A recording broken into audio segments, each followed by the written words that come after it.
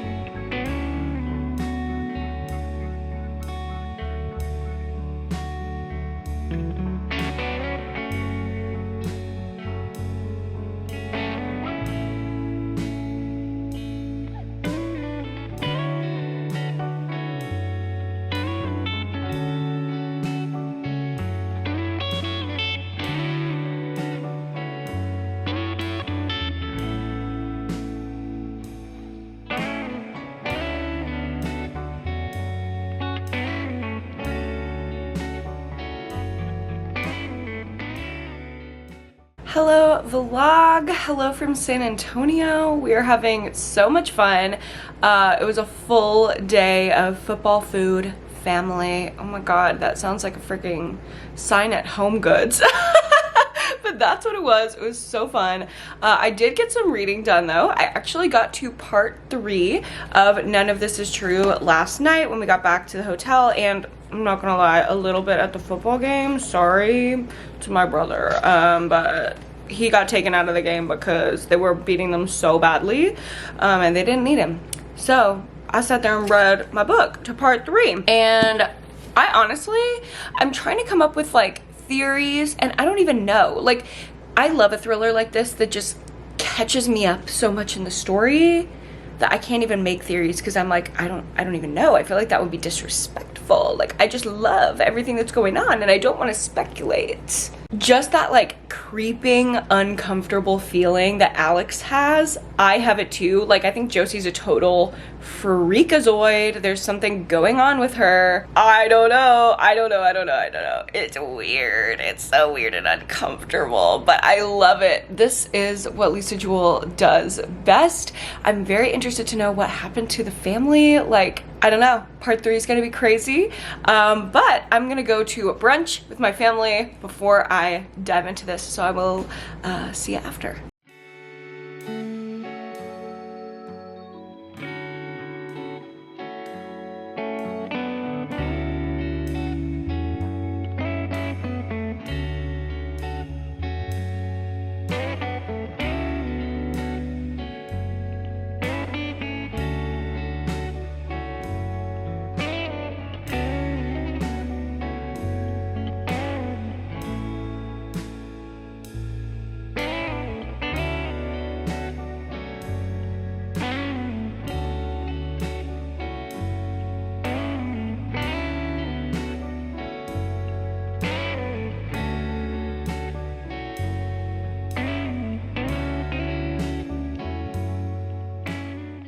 Hello vlog, it is much later. I am home from my little trip with my family. It was so nice and I've just been chilling, reading our book club book since I got home. It's a crazy storm outside, like hail, just sheets of rain, thunder, lightning. We lost power on and off, so we just got it back. I'm taking advantage of it so I can update y'all with lights and let you know what I'm thinking. There's 2 murders that was revealed like chapter 1 or chapter 2, like we were trying to figure out the 2 people that died, and one of them was confirmed. Not a surprise to me, but I always say it's more about the why with Lisa Jewell. That is the mystery of a Lisa Jewell book, is the motive, the why, rather than the what. Like I kind of assumed that that person was a goner the entire book. Still not sure on the second person. I mean, I think it could be one of 2 people. I don't know. But I'm still like really engaged in the story. It literally reads like a Netflix documentary. That is the thing that keeps standing out to me. There's so many mysterious aspects. I want to know the why and I want to know the how. That is the thing. It's like, how is this woman getting away with all of this? She's crazy. Crazy girl. She's just crazy. I love every single second of it though. Everyone in here is so fucked up and Lisa Jewell just knows how to entertain you. So that's how I'm feeling. I'm probably going to finish this up tonight and give you my final thoughts in the morning. Hello vlog. It is the next morning and I have full collected thoughts on None of Us is True. None of Us is true. None of this is true. Hello. I was gonna say I'm sorry to say, but I'm not sorry to say. I loved this book. I had a great time reading it the entire way through. The character dynamics were so intriguing. Every piece of the story kept me engaged. I love the fucked up dynamics. I give it 5 stars. Cancel me if you want, but here's the thing. I enjoyed it. I don't think the book was trying to say anything about people. Like, I think this was a fictional book about fictional people who are fucked up, and I think it's allowed for fictional people to be fucked up. I don't think that Lisa Jewell was trying to say every person that has anything in common with any character in this book sucks and is as fucked up as the characters in this book. You know what I mean? Like, I didn't see any commentary from this book. I just took it as like a crazy investigation discovery, kind of like salacious thriller. I didn't take it as anything beyond that. Okay, I'm trying to speak without spoilers. I can't.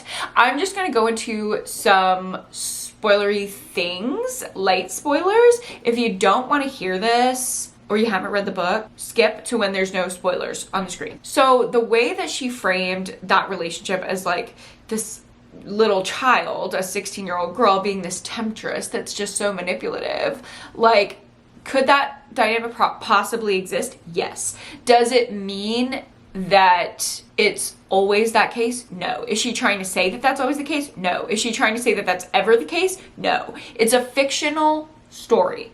And I think it was very clear that she was saying, like, this is a morally gray area. Like, nobody's trying to say that he didn't groom her. That is what happened. But also, Miss Gurley was loving every second of it, apparently. And, like, trying to get her bag with this old man. Which is, like, okay, kind of crazy, but also she's a child. Like, I don't think anyone is mad at her for that. I think people are mad at her for being a crazy sadistic murderer. You know what I mean? Like, I don't think anyone's blaming the victim here for being in this relationship. I think they're blaming her for being a murderer. You know? Like, I don't know. It's just giving gray area, nuanced thought, which is my favorite type of thriller. I don't like something just straightforward. I like something with a little bit of ambiguity, a little bit of grayness, a little bit of morality questioning. Like, that's why this is a 5-star book for me, because I like to be like, huh?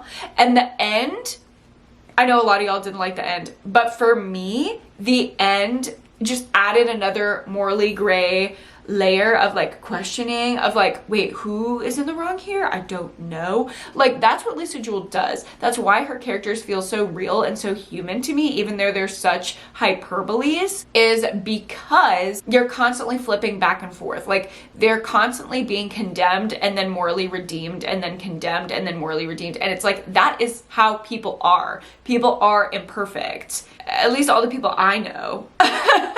So I don't know. I really liked it, and I'm not gonna fucking apologize for it.